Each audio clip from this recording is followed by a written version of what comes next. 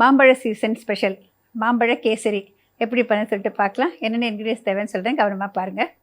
மாம்பழ கேசரி செய்ய தேவையான பொருட்கள்: ரவை 1 கப், சர்க்கரை 1.25 கப், அரைத்த மாம்பழக்கூழ் 1 கப், நெய் தேவைப்படும் அளவு, நெய்யில் வறுத்த முந்திரி விரும்பும் அளவு, வறுத்த திராட்சை சிறிதளவு, குங்குமப்பூ 2 சிட்டிகை, 1/4 டீஸ்பூன் ஏலக்காய் தூள். மாம்பழ கேசரி பண்ணுறதுக்கான இன்க்ரீடியன்ஸ் எல்லாம் பார்த்தாச்சு இல்லைங்களா? இப்போ எப்படி பண்ணுறதுன்னு சொல்கிறேங்க. அதாவது கேசரி பண்ணுறது கூட ஒரு ஆர்ட்டுங்க. ஒரு சிலர் பண்ணுறப்ப நல்லா டேஸ்டியாக இருக்கும், ஒரு சிலர் பண்ணுறப்ப ரொம்ப சல்லுன்னு இருக்கும், டேஸ்ட்டே இருக்காது. சின்ன சின்ன விஷயங்கள் நம்ம கவனித்து செஞ்சோன்னாக்க எல்லோருமே டேஸ்டியாக பண்ண முடியும். இப்போ கொஞ்சம் வானிலையில் வந்து நெய் விட்டு வச்சுருக்கேங்க. இப்போ நம்ம அளந்து வச்சுருக்கிற ரவை, இந்த ரவையை வந்து இப்போ இதில் சேர்த்துக்கலாம். ரவையை வந்து இந்த நெய்யில் வறுக்கிறப்ப ஒரு நல்ல மணம் வரும். அந்த மாதிரி வறுத்து செஞ்சால் தான் நல்லாயிருக்கும். ஆல்ரெடி ரோஸ்டட் ரவையாக இருந்தால் கூட நம்ம நேரடியாக பண்ண வேண்டாங்க. இந்த மாதிரி வறுத்தாக்க இந்த நெய் அதில் கோட் ஆகிட்டு ஒரு நல்ல மணத்தோடு இருக்கும் கேசரி. இந்த பக்கம் வந்து தண்ணி அளந்து வச்சுருக்கேன். இப்போ மொத்தம் ஒரு கேசரின்னா 1 கப்புக்கு 3 கப் அளவு தண்ணி தேவை. 2 கப்பு தண்ணி வந்து இதில் அளந்து வச்சுருக்கேன். 1 கப் அளவு வந்து மாம்பழ கூழ் பண்ணி வச்சுருக்கேன். மாம்பழத்தை வந்து மேல் தோலை எடுத்துகிட்டு நல்லா கட் பண்ணிவிட்டு மிக்சியில் போட்டுக்கலாம். இல்லைன்னா நம்ம கையிலேயே நல்லா பிசைஞ்சிட்டு இன்னொரு தடவை மிக்சியில் போட்டு இயக்கி எடுத்துக்கணும். அது மாதிரி மாம்பழக்கூழ் எடுத்து வச்சுருக்கேன். இது பாருங்கள், ஓரளவுக்கு வறுபட்டு ரொம்ப நிறம் மாறக்கூடாது, கொஞ்சம் நல்ல வாசனை இருக்கணும். இந்த பக்கம் தண்ணி நல்லா கொதி நிலைக்கு வர ஆரம்பிச்சிடுச்சுங்க. இதை எடுத்து இப்போ நம்ம இதில் ஊற்றலாம். இந்த மாதிரி செய்கிறப்ப நம்மளுக்கு கட்டி தட்டாது.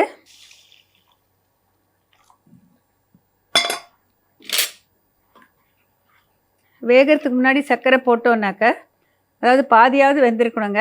அது ஒரு மாதிரி விரைச்ச மாதிரி இருக்கும். மூடி வைக்கலாம். ஜஸ்ட் ஒரு 2 மினிட்ஸ் வந்ததுக்கப்புறம் பார்த்திங்கன்னா ஓரளவுக்கு மாய்ஸ்சர் வந்து அப்சார்ப் ஆகிருக்கும். அதுக்கு பிறகு நம்ம மாம்பழக்கூழ் போடலாம். மாம்பழம் வந்து நல்ல நிறமாக இருக்கிறத பார்த்து வாங்கணுங்க. நம்ம அல்ஃபோன்ஸா மாதிரி இருந்ததுனாக்கா நல்ல நிறம் கொடுக்கும். ஒருவேளை உங்களுடைய மாம்பழம் வந்து ஒரு மாதிரி எல்லோ கலராக இருந்ததுன்னா நீங்கள் வேணுன்னா கேசரி கலர் போட்டுக்கலாம். நான் வந்து இப்போ குங்குமப்பூ வந்து சுடு தண்ணியில் ஊற வச்சுருக்கேன். அதுவும் ஒரு இயற்கையான நிறம் கொடுக்கும். உங்கள் மாம்பழம் புளிப்பும் இனிப்பும் கலந்து இருந்ததுனாக்கா இந்த கேசரி நல்லா இருக்காது. நல்ல இனிப்பாக இருக்கிற மாம்பழமாக இருந்தால் கேசரி பண்ண எடுத்துக்கலாம். நம்ம பொதுவாக செய்கிற கேசரியை விட விதவிதமாக வித்தியாசமாக கேசரி பண்ணலாங்க. எந்த சீசனல் ஃப்ரூட் அவைலபிளாக இருக்கோ அதை யூஸ் பண்ணிவிட்டு பண்ணலாம். அப்புறம் ஸ்ட்ராபெரி யூஸ் பண்ணிவிட்டு கேசரி பண்ணலாம், சப்போட்டா யூஸ் பண்ணிவிட்டு கேசரி பண்ணலாம், கொக்கோ யூஸ் பண்ணிட்டு பண்ணலாம். நிறைய விதமான கேசரிகள் பண்ணலாங்க. எல்லாத்த விட ரொம்ப டேஸ்டியான கேசரி நான் சாப்பிட்டு பார்த்ததில் பார்த்திங்கன்னா பிளாக் கிரேப்ஸ் கேசரி. பிளாக் கிரேப்ஸுங்கிறது சீட்லெஸ் பிளாக் கிரேப்ஸ் லாங்காக வருதில்ல, அதை யூஸ் பண்ணிட்டு பண்ண ரொம்ப நல்லாயிருக்கும். இப்போ இது பாருங்கள், ஓரளவுக்கு அப்சார்ப் ஆகிருக்கு. மூடியை திறக்கிறேன்.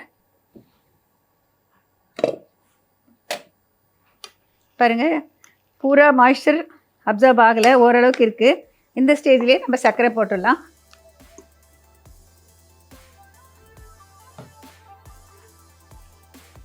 இப்போ சர்க்கரை போட்டதுக்கப்புறம் கொஞ்சம் இலகும். அதுக்கு பிறகு தான் வந்து நம்மளுக்கு வந்து கெட்டிப்பட ஆரம்பிக்கும். இதிலே வந்து நம்ம வந்து குங்குமப்பூவெல்லாம் சேர்த்துடலாம். இப்போ குங்குமப்பூவில் வந்து சுடு தண்ணி ஊற்றி வச்சுருக்கேங்க. கொஞ்சம் முதலே ஊற வச்சாக்க கொஞ்சம் நல்ல கலர் விட்டு வரும். இப்போ இந்த மாதிரி ஊற வச்ச குங்குமப்பூவை இதில் சேர்த்துடலாம். இதுலேயே இந்த மாம்பழக்கூழும் சேர்த்துடலாம்.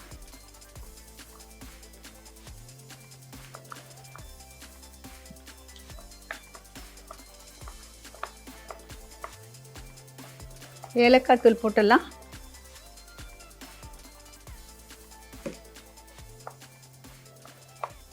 இந்த கொஞ்சம் நேரம் கழித்து பார்த்திங்கன்னா நல்லா வெந்து நல்லா கெட்டிப்படும். அதுக்கு பிறகு நம்ம வந்து நெய் சேர்த்துக்கலாம். முதலே நெய் விட்டோன்னாக்கா அதிக நெய் இழுத்துக்கிட்டே இருக்கும்.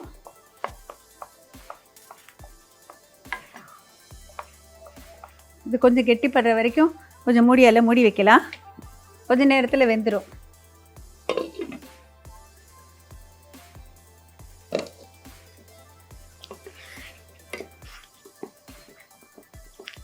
மூடியை திறந்து வச்சுருந்தாக்கா நல்லா வாட்டர் எவாப்ரேட் ஆகும். அதுக்கப்புறம் நமக்கு வந்து நல்லா வெந்த பிறகு மீதி நெய் போட்டுக்கலாம். இதில் கொஞ்சம் நெய் குறைவாக தான் பிடிக்கும். பொதுவாக கேசரினால நெய் நிறைய இழுக்கும். நான்ஸ்டிக்கில் பண்ணுறப்ப கொஞ்சம் குறைவான நெய் போட்டாலே போதுமானது.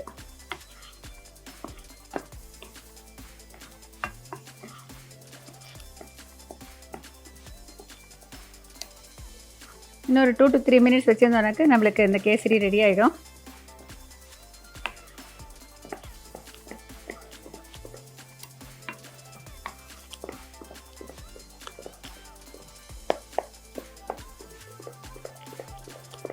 இது நம்ம எப்போ இறக்கணுன்னாக்கா ஓரளவுக்கு நல்ல பளபளப்பு வரணும். அந்த ஷைனிங் பார்க்கலாம், அந்த நிறம் பார்க்கணும். அதை பார்க்குறப்பயே நம்மளுக்கு நல்லா புரிஞ்சிடும் அது ரெடி ஆகிடுச்சின்னு சொல்லிட்டு. இறக்குறப்பயே ரொம்ப கெட்டியாக இருந்ததுன்னா கொஞ்ச நேரம் கழித்து பார்த்திங்கன்னா ரொம்ப கெட்டியாகிடும்.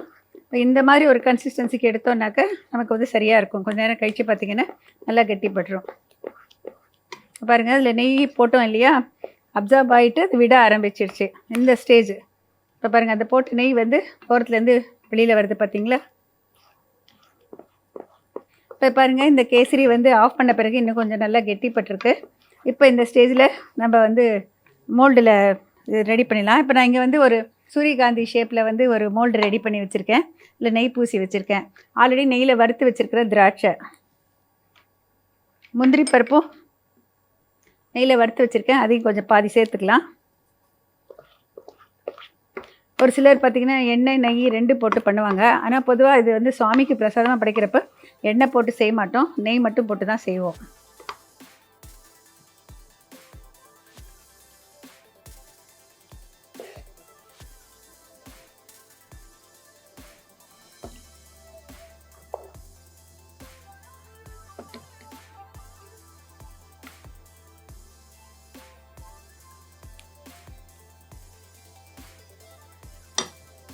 இப்போ இதை வந்து இதுக்கு மேலே மூடிட்டு அப்படியே அப்சைட் டவுன் எடுத்துடலாம்.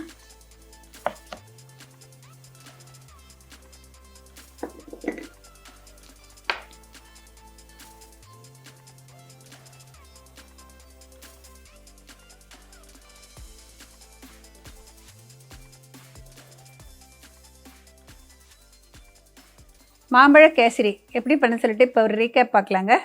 முதல்ல ஒரு வானிலையை நெய் விட்டுட்டு அளந்த ரவையை சேர்த்து நல்லா வறுத்துக்கணும். 1 பங்கு ரவை இருந்ததுனாக்கா 2.5 பங்கு தண்ணி ஊற்றிட்டு ரவையில் சேர்த்து கலந்து விட்டுட்டு மூடியில் மூடிட்டு வேக வைங்க. ஒரு 2 to 3 மினிட்ஸ் இன்னும் கொஞ்சம் மாய்ஸ்சர் இருக்கிறப்பயே அதில் சர்க்கரை சேர்த்துக்கோங்க. 1 பங்கு ரவைன்னா 1.25 பங்கு சர்க்கரை சேர்த்துட்டு நல்லா கலந்து விட்டு அது நல்லா இலகும். குங்குமப்பூ அதுலேயே சேர்த்துருங்க. மாம்பழக்கூழ் சேர்த்துக்கோங்க. மாம்பழக்கூழ் சேர்த்த பிறகு ஏலக்காய் தூள் சேர்த்துருங்க. கொஞ்ச நேரம் வந்து அது எவாப்ரேட் ஆகணும், நல்லா கெட்டிப்படணும். கெட்டிப்பட்ட பிறகு நெய் சேர்த்துக்கலாம். கொஞ்சம் நேரம் கழித்து நல்லா வெந்த பிறகு நெய்யில் வறுத்த முந்திரி பருப்பு திராட்சை நல்லா அலங்கரித்தா மிக சுவையான மாம்பழ கேசரி தயார். மிக சுவையான மாம்பழ கேசரி தயார். நீங்களும் ட்ரை பண்ணி பாருங்கள். ரொம்ப டேஸ்டியாக இருக்கும், எல்லாருக்கும் மிகவும் பிடிக்கும். மாம்பழ சீசன் முடியறதுக்குள்ளே 2-3 தடவை நம்ம பண்ணிடலாம்.